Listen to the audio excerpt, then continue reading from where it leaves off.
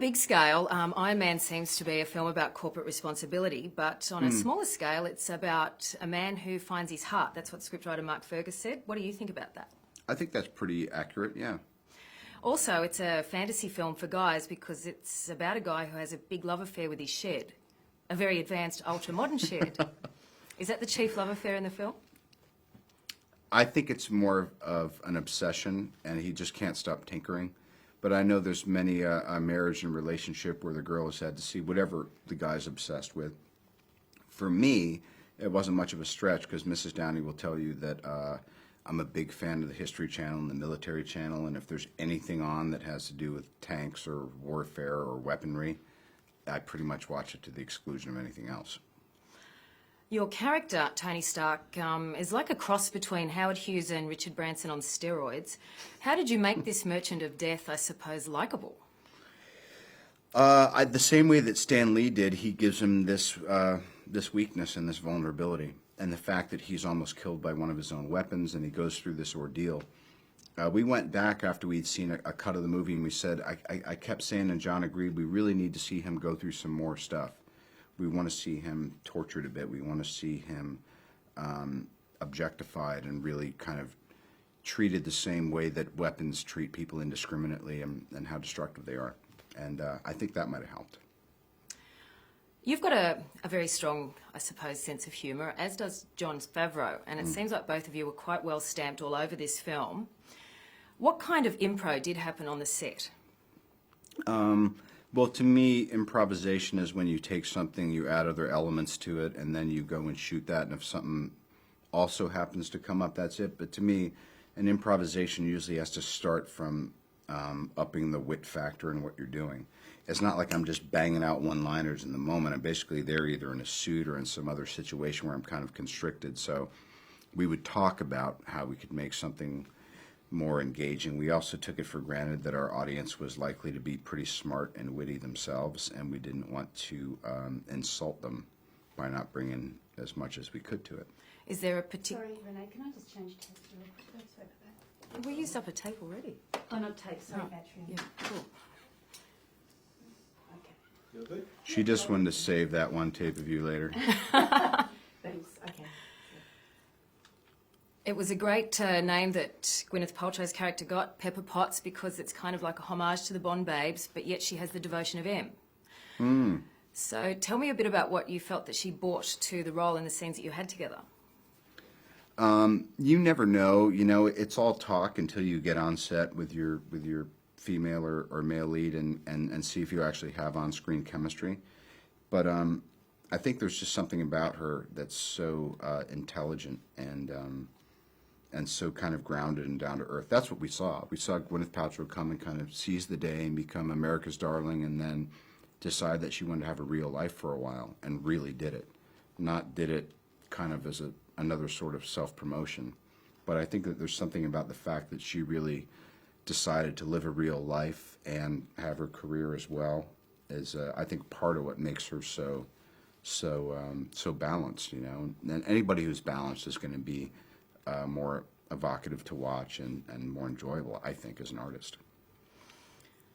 When it comes to the flying, how did they do it? Because it wasn't just strictly like they've done it in a lot of films with the wires and then painting them out later on.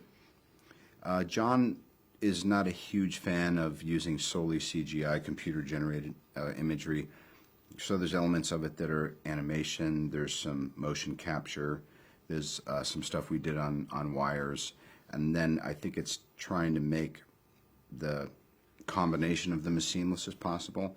That's the funny thing is, you know, I thought the movie was going to work on a character level, and then if there was going to be a disappointing aspect, it was going to be our learning curve for the special effects were going to take a hit, because that's kind of what I'm used to seeing in these movies.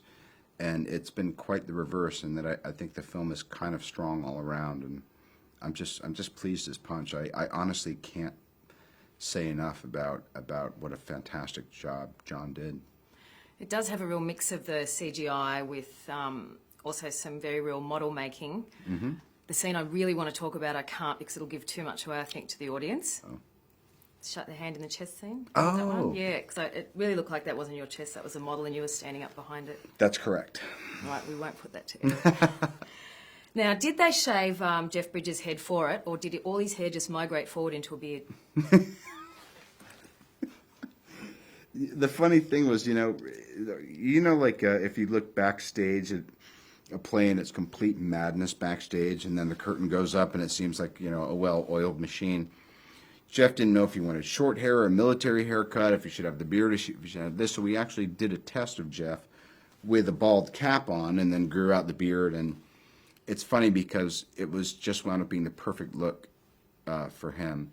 And oftentimes he'd be on set and people would come and visit the set, and then he'd be in character, and it wouldn't be until after they left that they go, "Come on, that was Jeff Bridges. I really wanted to say hi to him," because he looked so different. On a day-to-day basis when you're on the set, what was life like inside the Iron Man suit? You mean the Iron Maiden?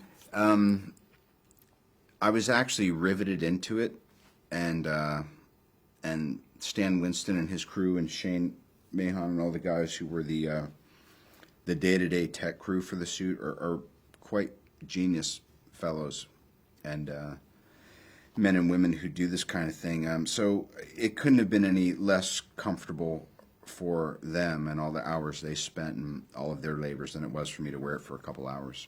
So I'm not going to complain about that. It sucked. I mean, it was great. Now, you're in Australia. I wanted to ask you too about Tropic Thunder, where you're playing an Australian. And it's already rumoured that you can do a good Australian accent, which very few people can, who are actors from other countries. That's right. Can you deliver me a line now in an Australian accent? Yeah. That's all I wanted to see was you go like that. You remind me of? You remind me of, God, what's her name in the movie? Leslie Bibb plays the reporter from Vanity Fair. Yeah, you kind of just reminded me of her a little bit. Yeah. Yeah, I don't know who she is. I'm running out of steam. I feel like if I do the Australian accent and it isn't good, then I'm going to have to hunt you down. That's fine. All right, then I'll just ask All right, you. then I'll just ask you. Where did you learn it then? Learn it then? What were you studying? What were you studying? You weren't studying Brian Brown, I hope. What? Thanks a bunch. Thank you. Enjoy your time here. I just did. Great.